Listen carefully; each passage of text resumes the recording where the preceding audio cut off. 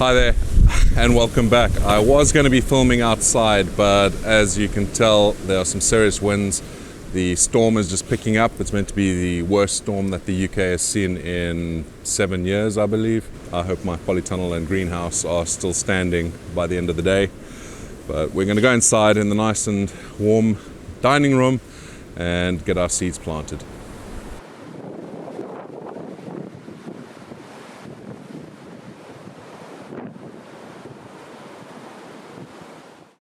Peak of the storm is only in about 2 or 3 hours time, so I'll be able to let you know if I have any damage outside. I really hope I don't. I don't feel like making time to go and fix things on top of all the other work I need to do. So let me go and make some tea because we're going to be soaking our seeds.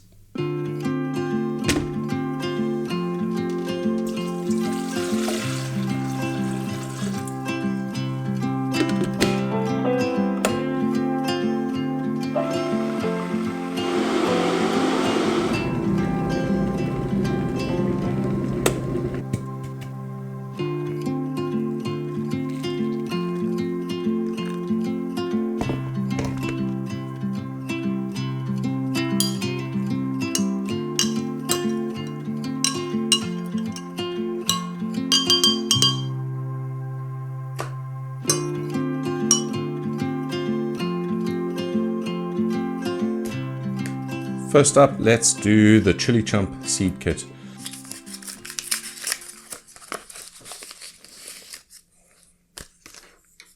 So let's do the ahi crystal.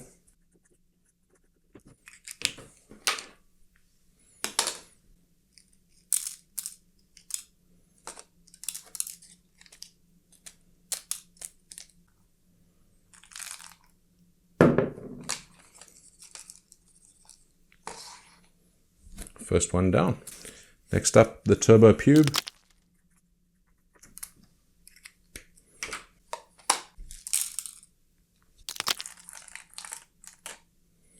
The reason that we use tea is because you're somewhat replicating what happens when a bird goes and eats one of these peppers, which is what happens in nature. They'll eat one of these peppers and the seeds will go through their gut, and in their gut, it will actually start something called scarification, which is basically softening the shell of the seed. And there's a few different ways of scarifying seeds. You can physically scarify them by using some sandpaper. You can do it with acid, which is pretty much what we're doing here. I mean, you don't have to actually use tea. You can use some other stuff, but this is cheap and available. So this is why I use it. And this is the chemical scarification, which is softening the shell of the seeds so that, especially for older seeds, if they don't have enough energy, then the scarification will help the shell soften so that it can then do its thing and actually germinate properly. So that's all we're doing here. And these seeds are fresh seeds, so I probably don't need to use tea. Still, it doesn't really hurt it, so I do it anyway out of habit at this point. My older seeds, anything over a year or two, I will definitely be using the tea because it just gives you a better chance of germination. And like you can see, you don't really need a lot of tea in there, just enough to touch the bottom. So one of my viewers in previous years have recommended using tot glasses. So these little plastic tot glasses you get, that would be great. I just had these from last year, so I didn't want to throw them out. I thought I might as well use them. Next one, Ancho Poblano. So this is the one that I want to have a little bit of a competition with you guys. And see who can grow the biggest, the heaviest. Still working on how we do that.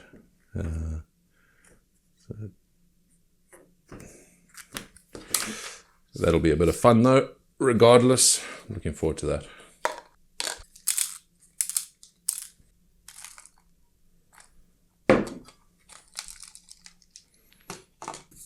And this last one is the super hot Maruga Scorpion. This is a hot pepper.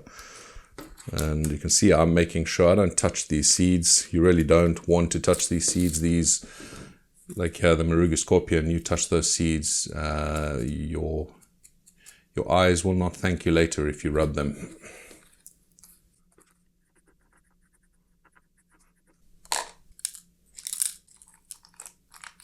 So that's 6 down and another 40 to go. Let me get those all into these little cups and I'll be right back with you for the next steps.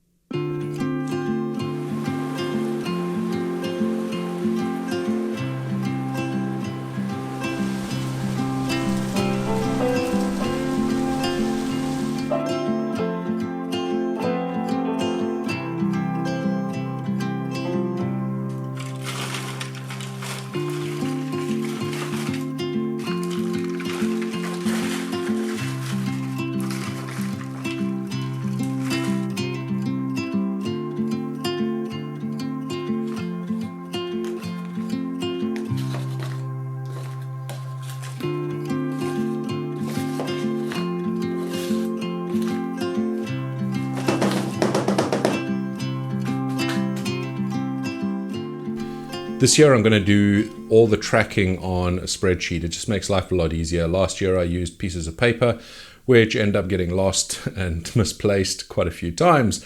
So instead I'm just going to put this on a spreadsheet. I'm happy to share this with you guys. If there is any interest, just let me know in the comments below and I'll be happy to leave a link in the description if that is something you actually want.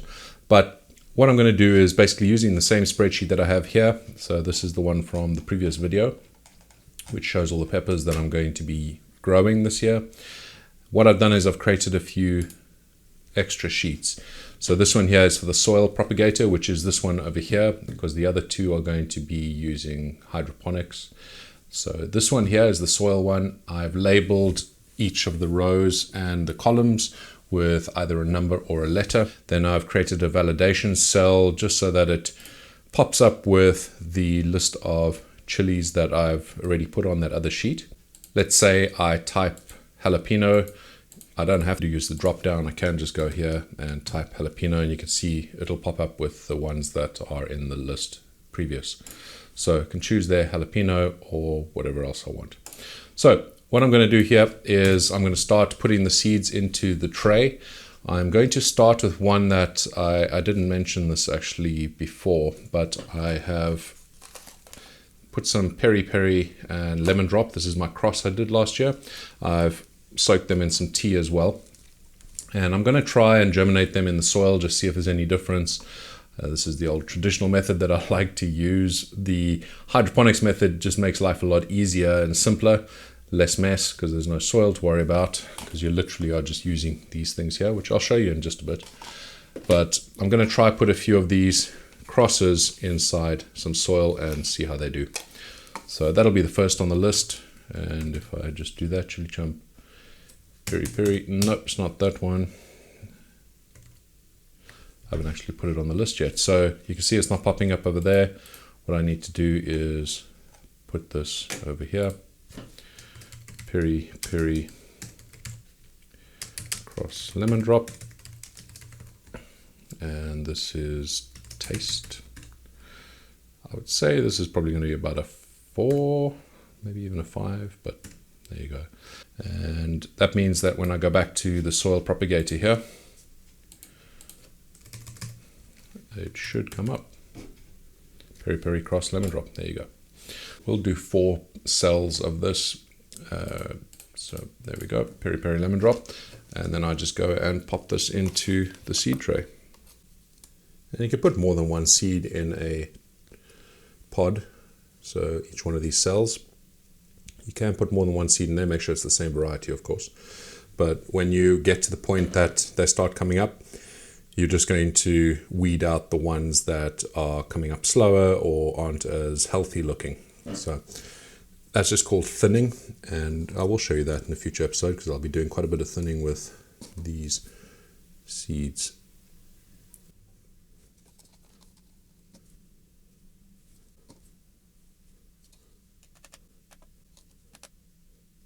That there is the peri-peri cross lemon drop, and now I just got to go and get the rest of those seeds all planted. This here is the other method that I'm going to be starting my seeds. It is from IKEA.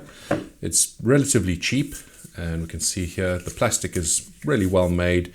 I'm on my second year now with a few others. I had to buy one more extra because I knew I was going to be starting quite a few seeds this year.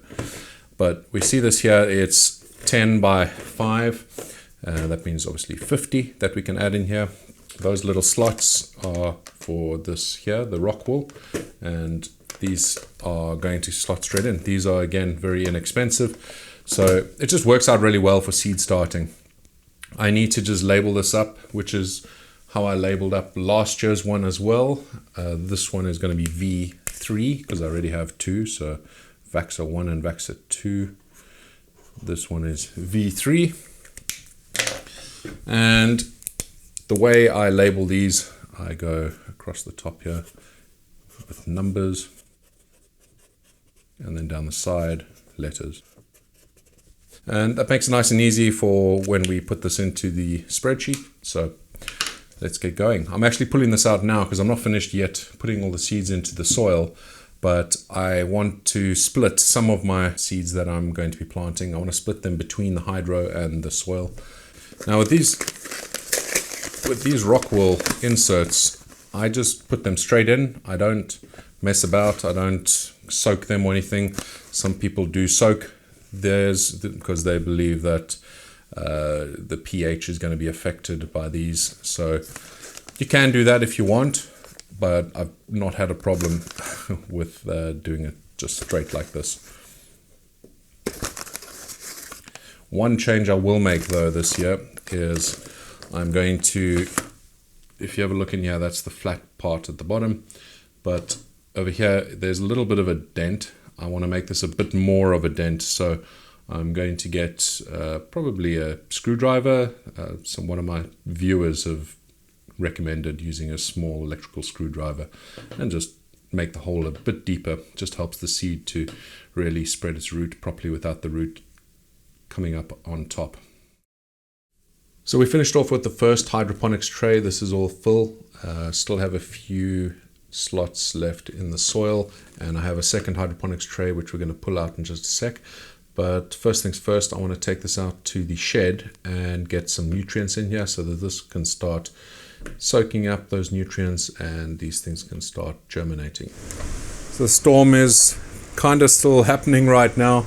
We have quite a lot of wind, but it actually doesn't seem as bad as I thought it was going to be. Hopefully we're over the worst of it. It's just gone 2:30 or so, and I think it's meant to be calming down again within the next hour or two. So I think we might have got lucky. This wind is not fun, but let's see how it goes. Anyway, back to seed planting. So we're in the shed, and we can see the ones that we planted previously. They're doing quite nicely. We need to mix up some nutrient now, which is the same nutrient I use for those as well. We're going to be using rainwater. This is just water collected off my roof, and it's the same process that I have for my water that I use in the polytunnel in the greenhouse. And this is a 12-litre bucket, so it's probably about 11 litres in there. This here is the nutrient that I'm going to use. This is from IKEA as well. Very, very inexpensive and perfect for seed starting for not only peppers but also for vegetables. So I do use quite a lot of this. I have quite a lot of this. I keep buying it. But just give it a good shake, and 1 cupful is for 6 litres of water. So when all the plants have started coming up, then I will do that. I will use 2 cupfuls in a bucket. But for now, I'm actually going to use about 1.5 cupfuls. It really does not need a lot of nutrients at this point while the seeds are starting. So if you think about it, the seeds that are in here, they already have a lot of energy built up inside them, enough to keep them going for a week or so after they've actually popped up and they start growing. So you really do not need a lot. So let's give this a good shake, and we're going to use 1.5.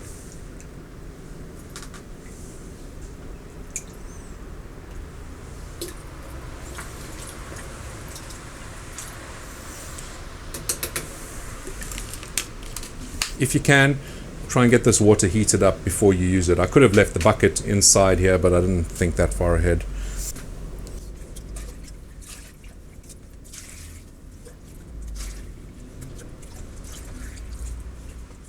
So I'm actually going to leave this water in here to start warming up. So for the next batch at least, it's going to be warm, especially when you're topping this up. later on in the process, you want to make sure you use some warm water rather than freezing cold water. So all we need to do now is stick this in here. I actually want to put a bit more water because I need this to soak up quite a lot of this. So I'm going to fill it quite full. That's actually over the mark. There's a mark on the side of the container that shows the minimum and maximum. I've gone a little bit over there, but that's fine. And that, you can see how quickly it started soaking up into the rock wall. It's almost instant. So that is ready to start doing its thing.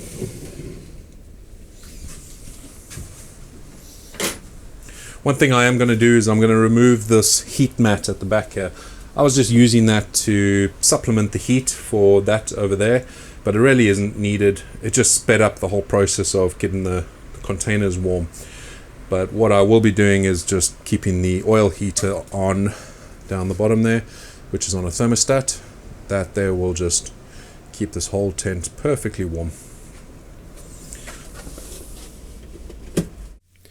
Once you've laid all your seeds carefully into the dirt, when you're using soil trays like this, you're then going to need to cover it up. So obviously I've finished up with these.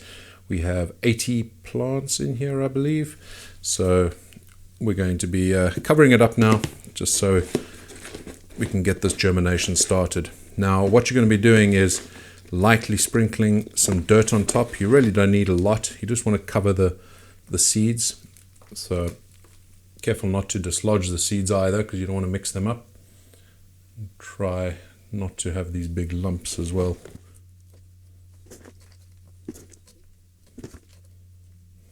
And all this is doing, it's nothing to do with light or anything like that. What it's doing is helping to keep the moisture in with the seeds, because that makes sure that the seeds have the best chance to germinate. So it's nothing to do with the light. They could have light the whole time, but if they dry out, then they ain't going to be germinating. While I'm doing this as well, I was going to talk about this while I was organizing the seeds.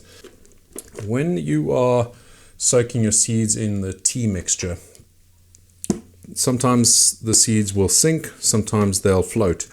And there's a lot of information out there to say that one way is better than the other. For example, most people say if the seed floats, then it's no good. That isn't really the case. You do want the seed to sink, because that just means it's absorbed a lot of the tannins, the water, so that it's going to start its process a lot better. But it doesn't mean that the seed's not viable. So just keep that in mind. Don't throw away seeds just because they float. Okay, so this is now ready to go out into the shed as well. And we're going to give it a bit of a water, just a sprinkling of water to get this nice and moist. We're going to be using just plain water from the water butt, or rainwater from the roof. And that's all we need. Don't use water from the tap, because the chlorine is not great for it.